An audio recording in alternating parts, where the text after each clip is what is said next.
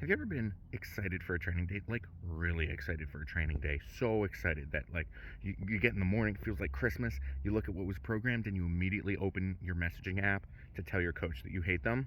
Yeah, that's where I'm at today. Hi, boys. Welcome back to another vlog episode with your favorite, strongest garden gnome. Apparently, I look like a garden gnome. Which, I mean, it's kind of accurate. I'm 5'9". I'm kind of short, and I got this beard. I just don't have the hat. I've never been able to wear hats regularly. I always feel like over accessorizing is excessive. But we've got our breakfast coming on. It is beef, eggs, and I ran out of ketchup, so I threw on some salsa to give my life a little bit of meaning and will to live. So that's what we're eating for breakfast. Same breakfast as every other day, except with salsa. And I got a little guy here with a big stretch. Right, bud? Hey, bud. Hey, buddy. Handsome. I know you all come to these videos just for Buddy, not me. I would too. So, I'm prepping my bagels for this meal because I like to have my bagels after I have my proteins. Personal preference kind of thing. But, I just noticed that I went through over 3 reams of bagels this week. And I was like, let's do some math. Let's do some math. Sorry, my arm is heavy, so I'm just going to prop you guys up on this refrigerator here. So I have my program updated, my nutrition plan, 4 bagels a day. I think it's 6 on rest days, between 4 and 6 on rest days. So if you that 4 by 4, 16. There's 6 bagels per ream or per package of bagels. So that's 18. 16 plus 18 for a whole week of training day bagels. And then whatever, 4 to 6. So that's at least 20 to 22 bagels a week. So I guess I have to prepare a little better. So I got 3 reams of bagels this week. So I got a plain bagel, a cinnamon swirl bagel, which I had never seen before, cinnamon raisin bagel, and then I had some leftover blueberry bagels.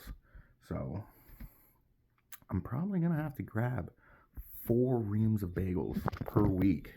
And just thinking about that, that's atrocious in my mind. But, I mean, I guess what I do is atrocious to a lot of people, so here we are.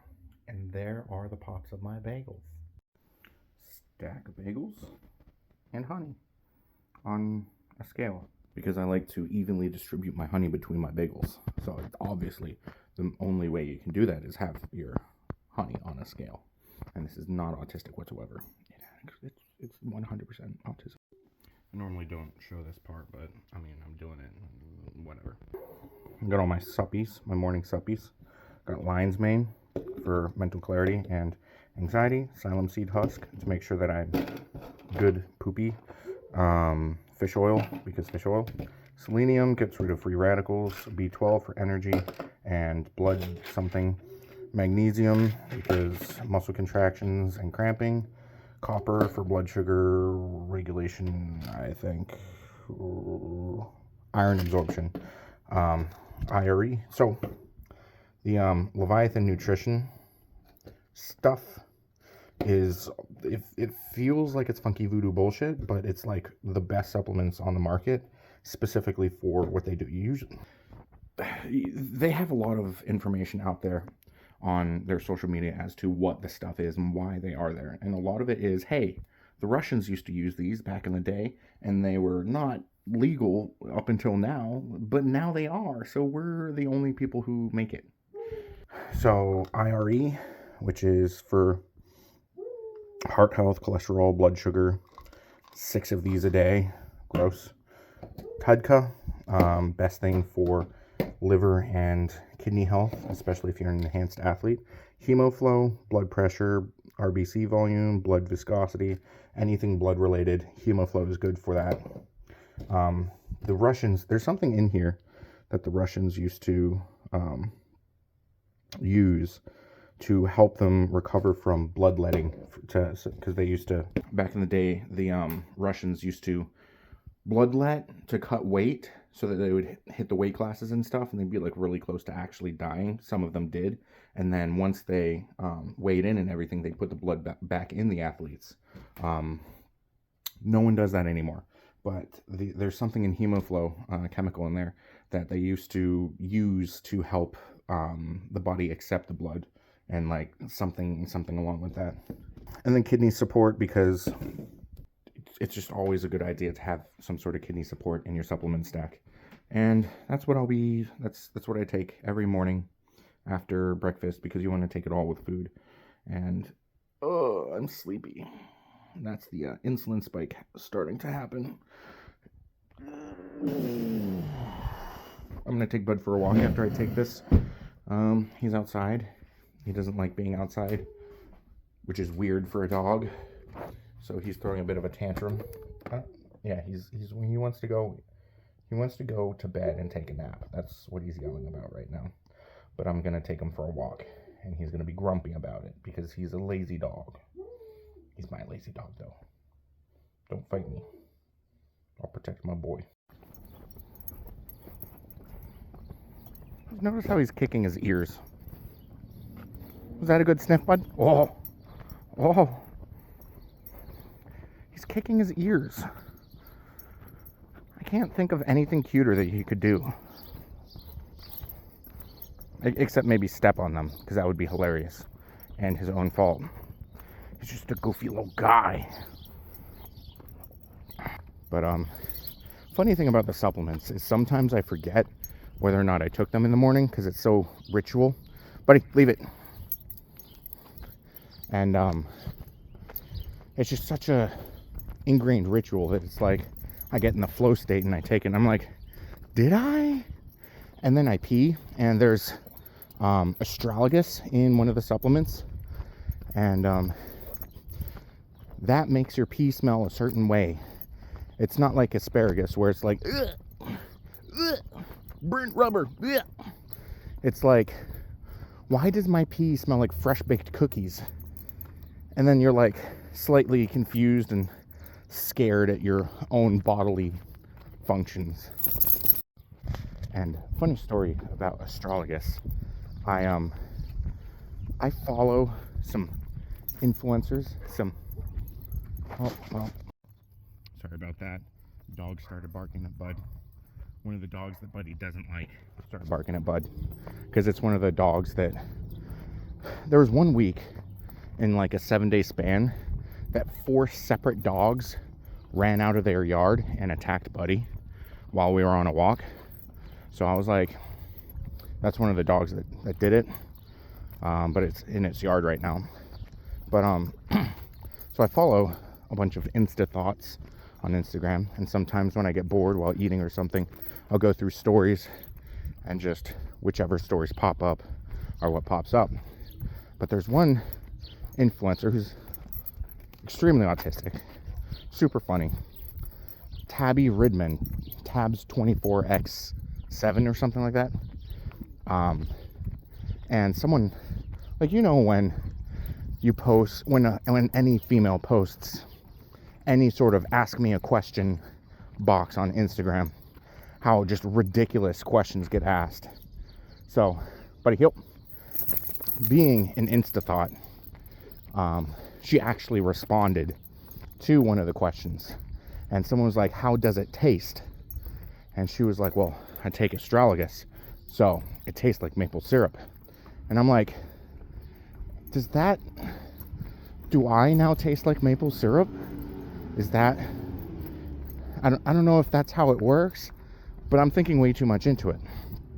But I can 100% believe it, because when I pee, it smells like fresh baked cookies. So just get your girl taking astragalus, and like, maybe it'll start tasting like maple syrup. I don't know. I'm no doctor. I'm just a large mammal on the internet that you clicked on a video for. And now I'm the voice of your subconscious. Get her the astragalus. Do it for science. But anyways, I'm gonna finish up this Buddy walk. He's being a good boy. So, see you guys with my next meal. pre-training food. We've got a buddy trying to steal my cereal, and he's also annoyed with his prong collar because reasons, I guess. I didn't really use it that much. We've got honey bunches of oats, 200 and it's supposed to be 205, but you know, measuring 215 ounces or grams of honey bunches of oats, 16 ounces of Fairlife fat-free milk, and of course we've got One Piece. He's gaslighting me into staying here.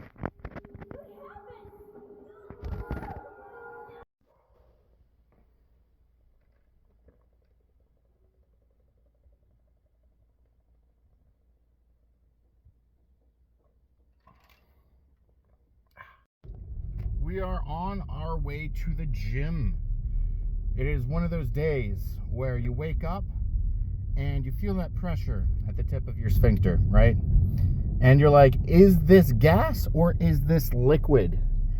And you are unsure because it could be a really nice, girthy rumble, you know? Or you could have to take a shower. And it's one of those days where you're just like, you know what? I'm not gonna play with fate today. And you pop a squat to do so. And you were correct to do so. And today is also deadlift day. Not just any deadlift day, boys. It is deficit deadlifts. We've been doing deficit deadlifts for the past 5 weeks. And so you know those anal gape videos, how they got those grippy gloves to make sure that you can like peer directly into the girl's colon. I think they don't need those gloves. I think they just need to do deficit deadlifts right afterwards, because it's deadlifts. You got to pucker your sphincter up a little bit, but deficit deadlifts, you got to gape yourself a little bit just to get down to the bar. So those two things combined, my tummy grumblies, my upset tummy, my belly for Shelly is combining with deficit deadlifts, and it could be catastrophic, but Lord knows what's going to happen. So I noticed something on my walk with Buddy today, and there's a lot of lawns that are very well groomed around here, right next to lawns that are not groomed whatsoever. And it made me think. It could be male pettiness, where it's like you don't mow your neighbor's lawn, like you can see directly the property lines and going on there. And I'm like, so it's almost like the properly groomed lawns are very male oriented, because a lot of men take a lot of pride in how well groomed their lawns are, but could care less about how well groomed they themselves are. Case in point, me. It could be a couple of things. Men have a struggle finding what gives them passion and pride, and we often also find a lot of things. If we don't have direction, we don't know what to do with ourselves, so we give ourselves things to do, which is why there's that meme of men always finding house projects to do, or they're just maintaining their lawn. And then there's also the TISM option too, where they're just autistic and they like their lawn nice. That's probably me. But yeah, it's kind of, what do you guys think it is that make people mow their lawns, and some people just not care at all? And it's like very apparent when they don't care, especially when their neighbors care a lot about their lawns. But today is deficit deadlifts, for sure, and it's 2 sets of 3 at I think 5 something, and then 2 sets of 2 at either 565 or 585. And this style of programming that coach has me doing right now is very reminiscent of the first time that I peaked with Joe. And I like to call it almost like skipping, where it's like when you saunter or skip through tulips, it's kind of like this motion where you go up, you get a near maximal effort load onto your bar for, like we just finished doing 4x4s. Now we've still got 4 sets, but we are reducing the amount of loads going on, or wow, that sounded pornographic. The amount of reps that we're doing, right? So we're reducing to 3 reps and 2 reps, and I think we're gonna get to a point where it's like, okay, we're doing deficits, we're finding where our 3 rep max is as well as our 2 rep max, and it's almost like we skip up and we jump, and we're never gonna find our 1 rep max because that makes no sense outside of a competition scenario. But when we get back to like regular range of motion deadlifts, it's gonna be juicy. It's gonna be disgusting. We're gonna feel real good, and it's gonna be phenomenal.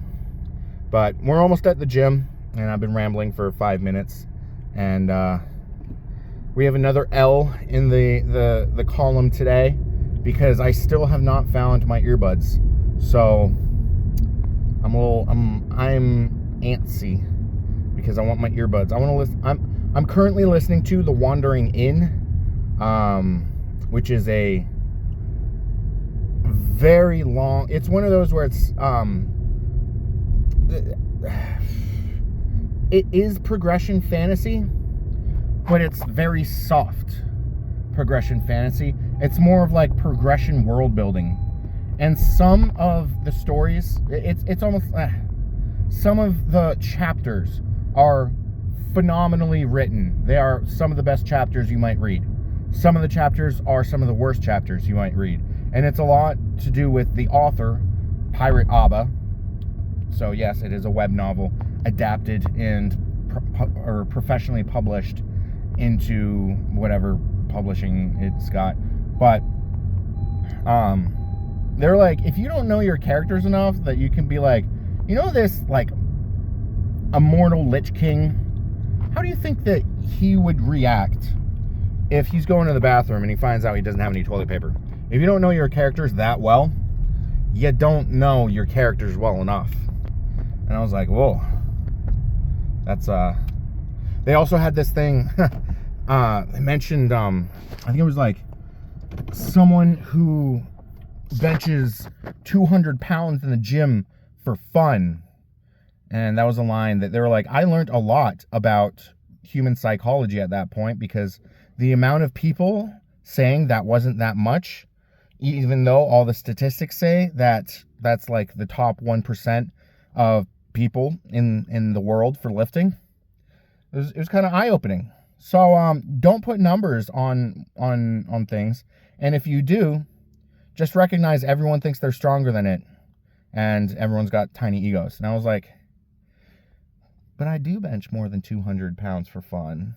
But anyways, we're at the gym. We have arrived, and it's time to do the thing. Julie, do the thing. Legend of Korra was amazing.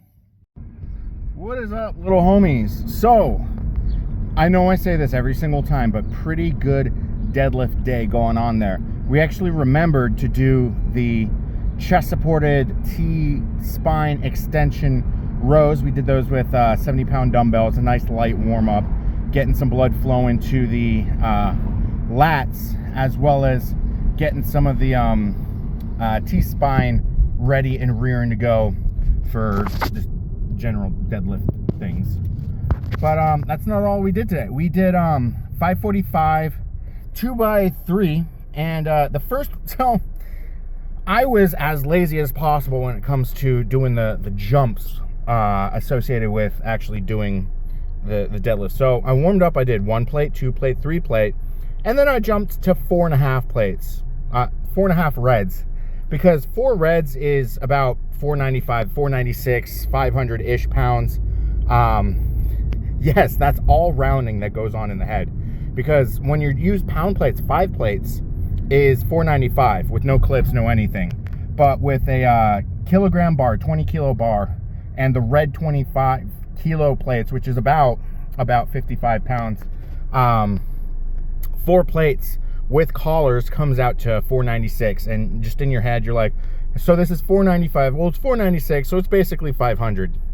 So I didn't want to just jump to 500 and do another warm up. I was like, let's have some testicular torsion today, and I've been having testicular torsion, not torsion, fortitude.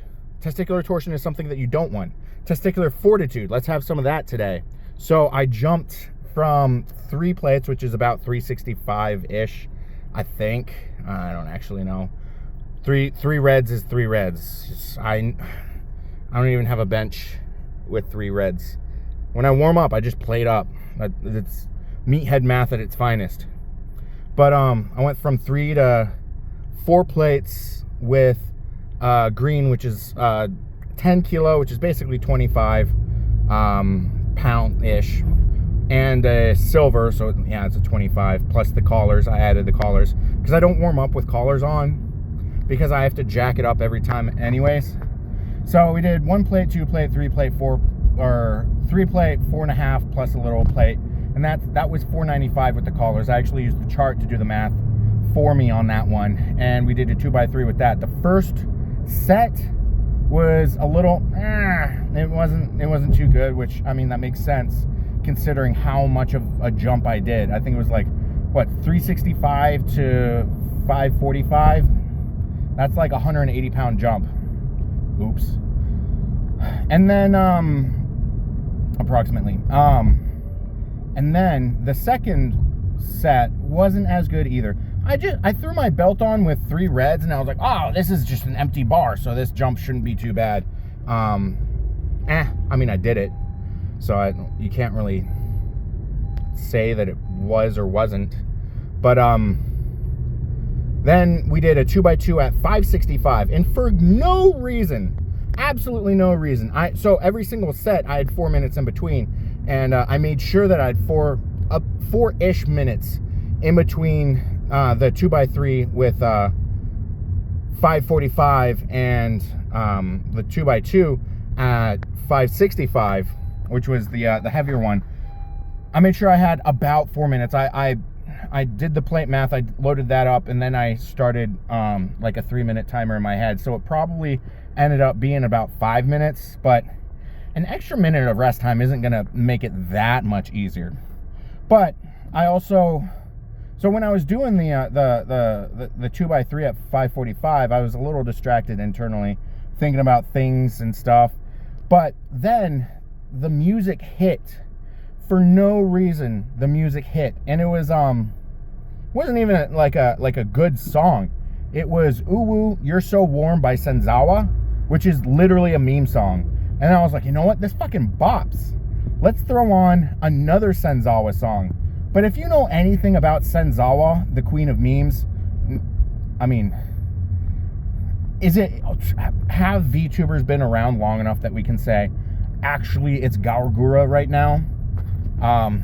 If you have any sort of VTuber lore, you would understand that. But if you don't watch VTubers or haven't watched VTubers in the past, specifically HoloLive EN Season 1, is it seasons? Even, I don't know.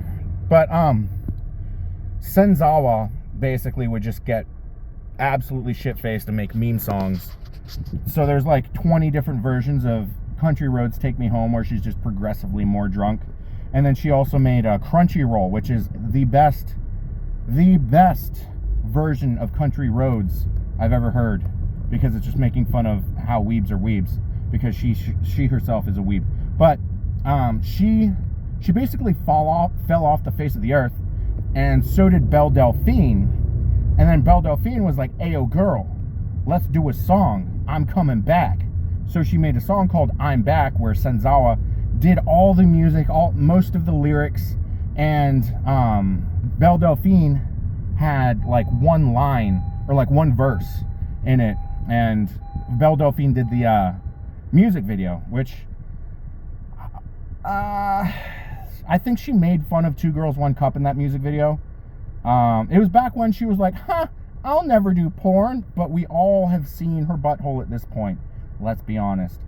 I've gotten sidetracked. But that song came on, I put that song on, and it just started, like, it's got this, like, really deep, it's a cover, not a cover, but like a remix of a Tech 9 song. So it's like really deep guttural. But it's like, who regrets me? My mother. And I'm like, yeah, I feel this big rubber duck. Yeah. I don't get why certain songs hit me. It's like when I squat, bench, deadlift, there's different songs for each of those. Like squat, it has to be super emotional. So like Hallelujah by the Pentatonics, the most emotional version of that song. Or like What Was I Made For by Billie Eilish. And then bench, it has to be something like I am better than you. I am the greatest. Like, I haven't listened to the Pokemon theme song, but I feel like a version of that should end up popping up on my personal heart playlist for bench at some point. And then deadlift. Sometimes it's dueling banjos. Sometimes it's the squat songs. Sometimes it's the bench songs. More recently, it's been epic cinematic songs.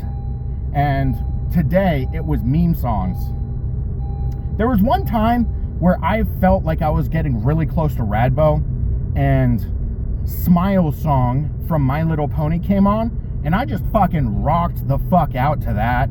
And I like pulled energy and strength out of God knows where to finish that set. But the 2x2 at 565 went way better than the 2x3 at 545.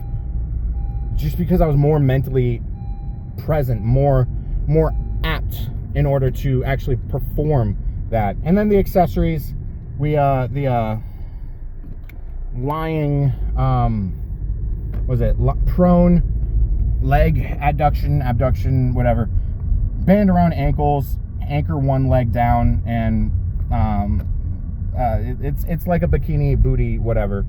Superset that with 60 seconds of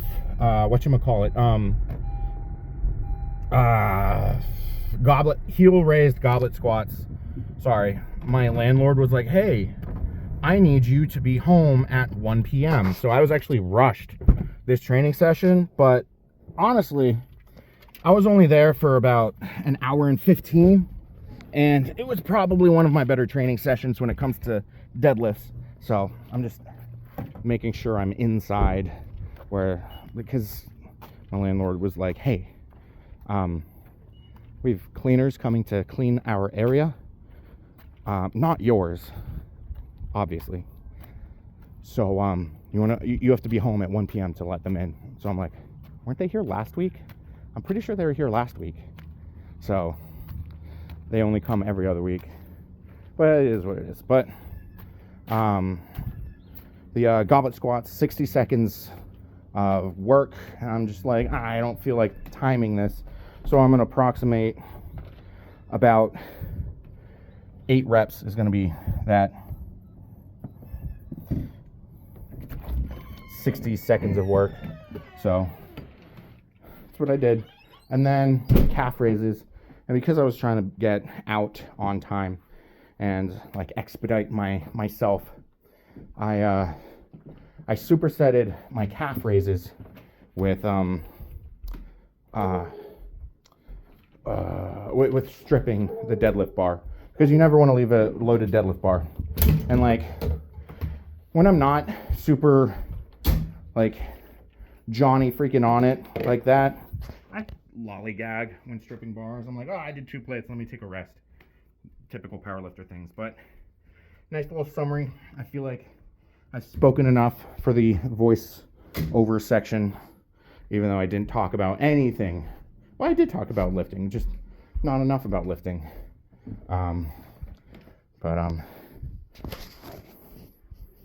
Kitty.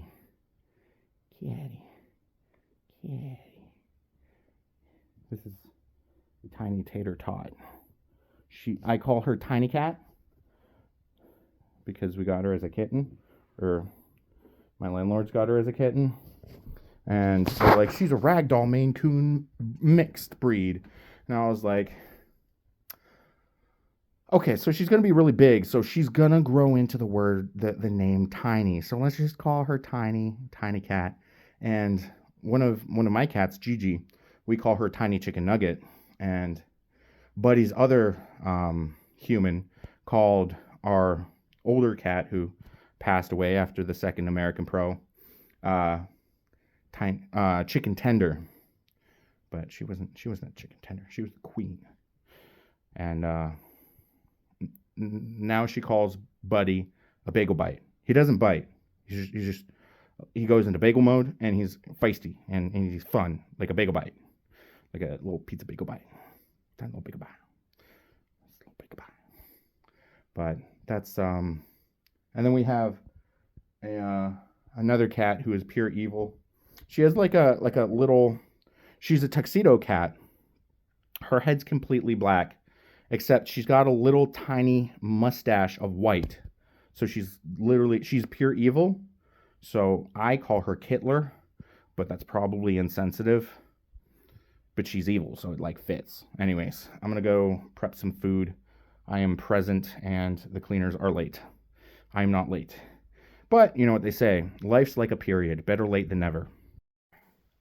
I was unsure of the status of my underpants post deadlifts, and I was on a rush to get home, so I couldn't check them. The cleaning person never showed up. They never showed up. But my underpants survived. And I'm only shirtless because my shirt was wet. And I don't like wearing a wet shirt. They say in a wet t-shirt contest, you get full nibblage. Of course, the moment I sit down to poop is when they show up. That's just how the cookie crumbles, isn't it? So I did a little bit of Uber Eats delivery today. I don't remember if I did 2 or 3 deliveries. I know there was one McDonald's, one Taco Bell. And the Taco Bell one was kind of funny because, like, the moment I accepted it, the person who ordered it was like, "Hey, yo, I got you on a 5-star. Come mad quick." And I'm like, is this going to be a bunch of, like, because, like, I'm not in the best part of the city that I'm in, right? I'm like, is this just going to be a bunch of guys who are going to jump me? They're like, we're in this parking lot with in an all black Subaru that looks mad sick. And I'm like, am I going to get robbed? And then it was a bunch of teenagers. And I was like, oh, yeah, no. They just ordered a couple party boxes of tacos and Baja Blasts so that they can smoke in this parking lot and eat Taco Bell. Cool. So, the first one was to an office. I think I did 3. I don't remember. I may have done 2, but everything's blending together, so I don't really know what I did today. But whatever it is, I wish I had done longer, but having to babysit the house until the cleaner got there for my landlord made it so that instead of going 2.5 hours, I only went 1 hour because they were that late. Wonderful, wonderful, everyone respecting my time. And then I've got plans tomorrow to take my brother's trash out because he's when you lift and someone does home remodeling, they immediately DM you, "Hey, yo, I got this heavy piece of equipment that I replaced in my kitchen. Can you load it in my truck?" And I'm like, if I owned a truck, these would be never ending. So my brother has accumulated 4 meals for me. He lives 45 minutes away, so every time I have to go out there, it's an hour and a half out of my way. And Saturdays are the days that one of the days that I put together my educational, informational videos that everyone appears to love so much.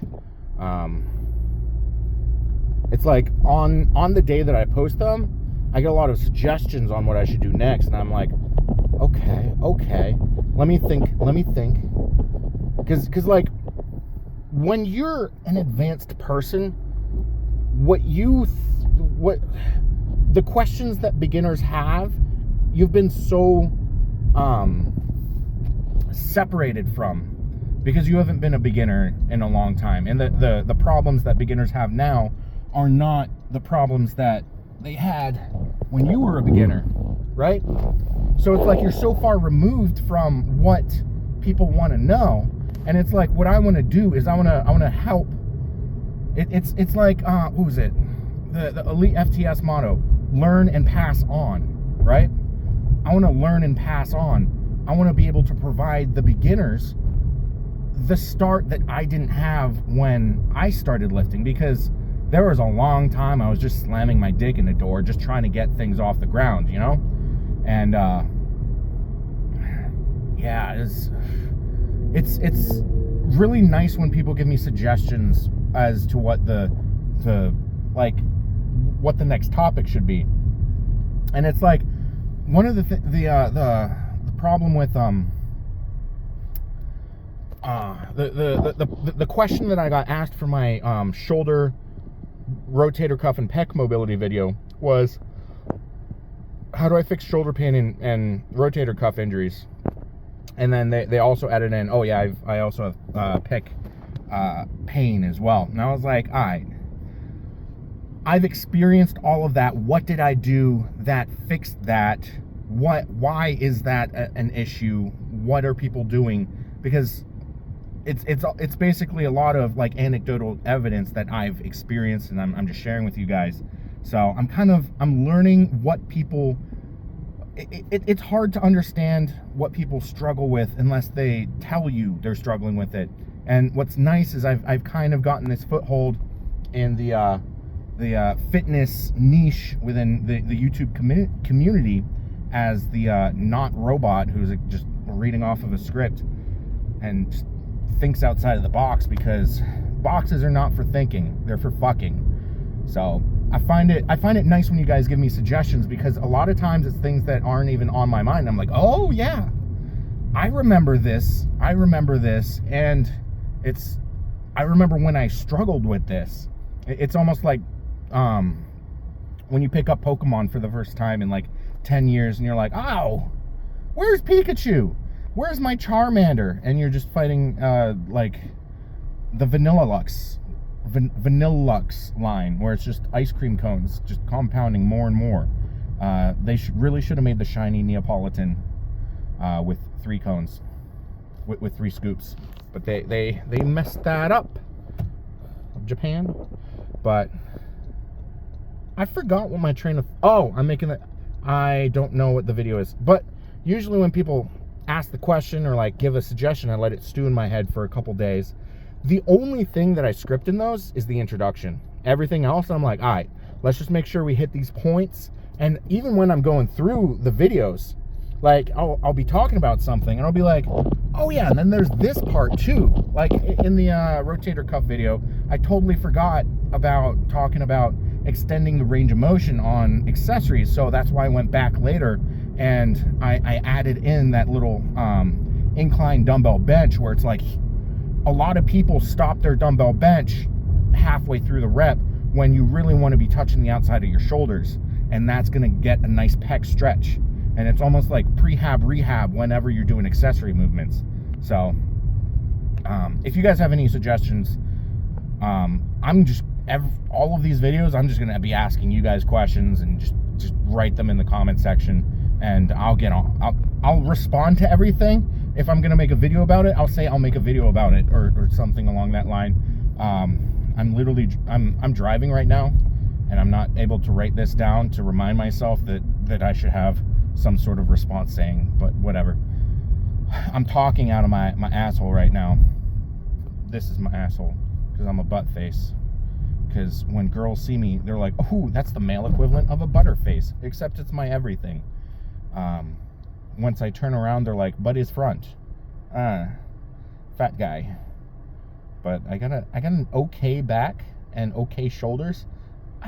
The belly's going away. I weighed in at 336 this morning. I've been rambling for 8 minutes. I'm on my way to pick up the moocher, and they're gonna take my car and probably leave it on empty for me tomorrow morning, like they always do. But I get what are you doing, guy? What are you doing? I get my Deflux cheat free refeed the meal that is unstructured today, and I'm really excited about it because I get 2 of them a week. I get 2 free meals a week. Free doesn't feel right. It's freedom meals, patriotism meals, America. But I get 2 of them a week. One is right after my last deadlift day, or like my deadlift. I only deadlift once a week. One right after my deadlift day, my last meal of the day after deadlifts. I deadlifted today. Congratulations, I get food. And then the other, so it kind of like kickstarts it overloads the system with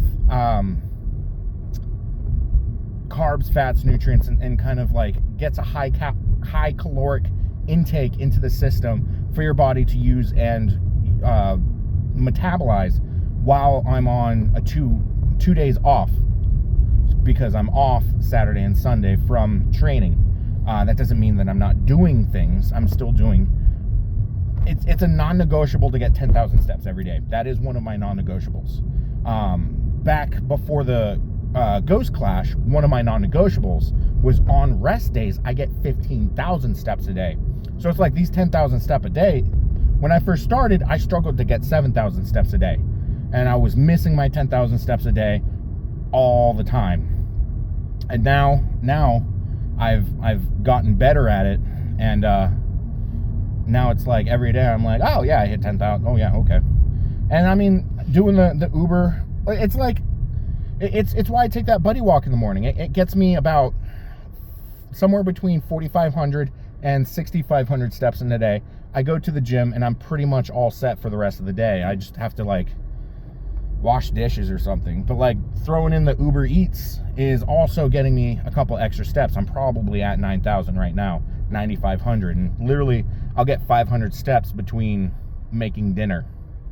Like it's there really shouldn't be any excuse to not hitting 10,000 steps. I was working full-time as a government contractor where my job was to sit in a metal box, and you get about 1,000 steps every 10 minutes on a treadmill.